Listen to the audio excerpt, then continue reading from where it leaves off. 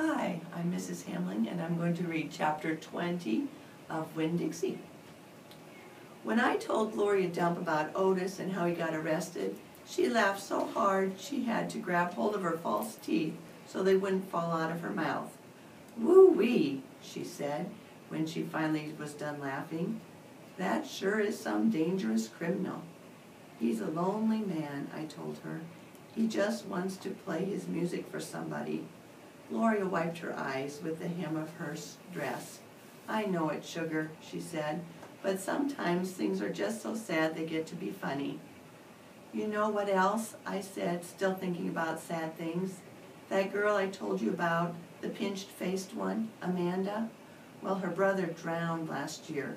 He was only 5 years old, the same age as Sweetie Pie Thomas." Gloria stopped smiling. She nodded her head.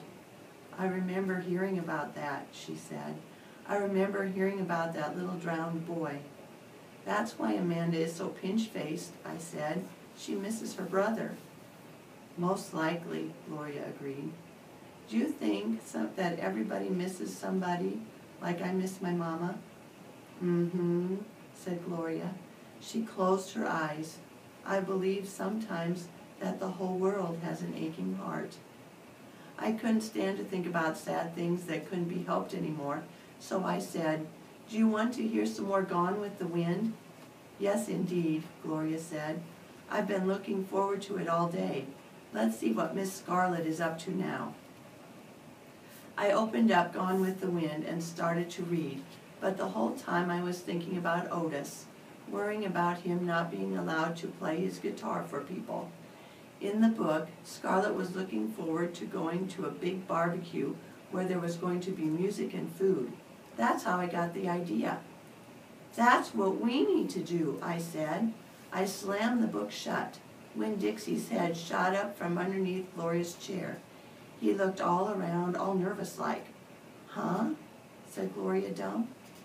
"Have a party," I told her. "We need to have a party and invite Miss Franny Block and the preacher and Otis can play his guitar for everybody.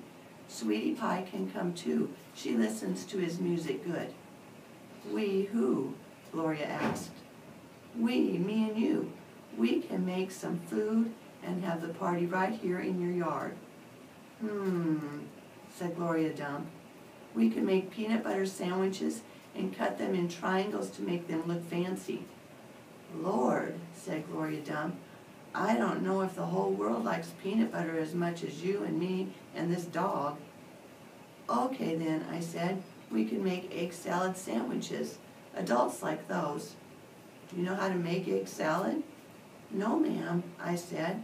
"I don't have a mama around to teach me things like that. But I bet you know.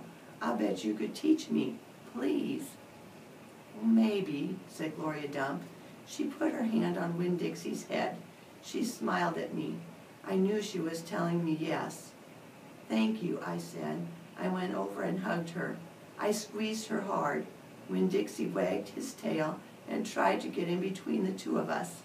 He couldn't stand being left out of anything.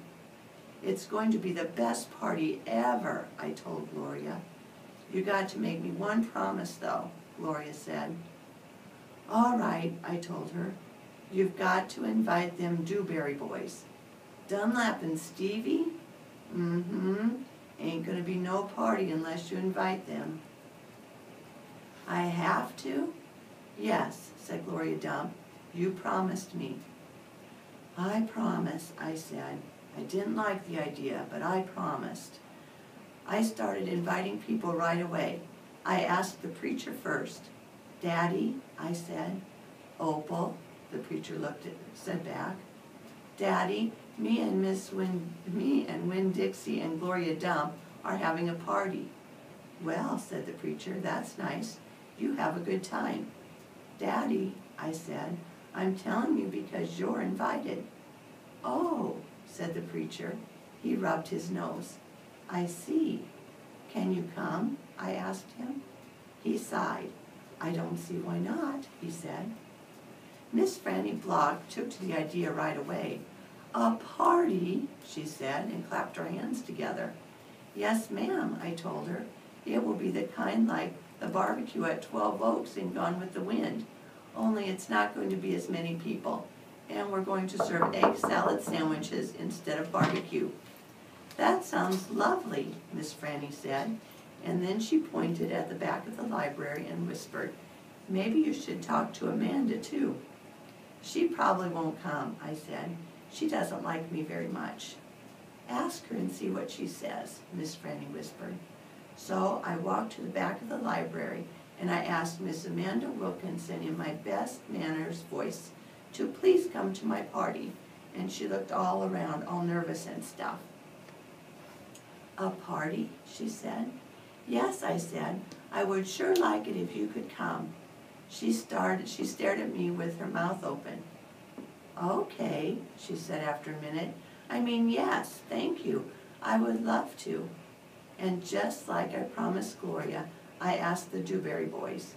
"I ain't going to no party at a witch's house," Stevie said. Dunlap knocked Stevie with his elbow. "We'll come," he said. "We will not," said Stevie. "That witch might cook us up in her big old witch's pot." "I don't care if you come or not," I told them. "I'm just asking because I promised I would." "We'll be there," said Dunlap, and he nodded at me and smiled. Sweetie Pie was very excited when I invited her. "What's the theme?" she asked. "Well, there isn't one," I said. "You've got to think of a theme," she told me. She stuck her knuckle in her mouth, and then she pulled it back out. "It ain't a party without a theme. Is this dog coming?" she asked. She wrapped her arms around Winn Dixie and squeezed him so hard that his eyes almost popped out of his head. "Yes," I told her. "Good," she said. "You could make that the theme. It could be a dog party." "I'll think about it," I told her. The last person I asked was Otis. I told him all about the party and that he was invited, and he said, "No, thank you." "Why not?" I asked. "I don't like parties," said Otis. "Please," I begged, "it won't be a party unless you come. I'll give you a whole free week of sweeping and arranging and dusting. If you come to the party, that's what I'll do." "A whole week free?" Otis said, looking up at me. "Yes, sir," I told him. "But I don't have to talk to people, right?" "No, sir," I said, "you don't. But bring your guitar. Maybe you could play us some music." "Maybe," said Otis. He looked down at his boots again real quick, trying to hide his smile. "Thank you," I told him. "Thank you for deciding to come.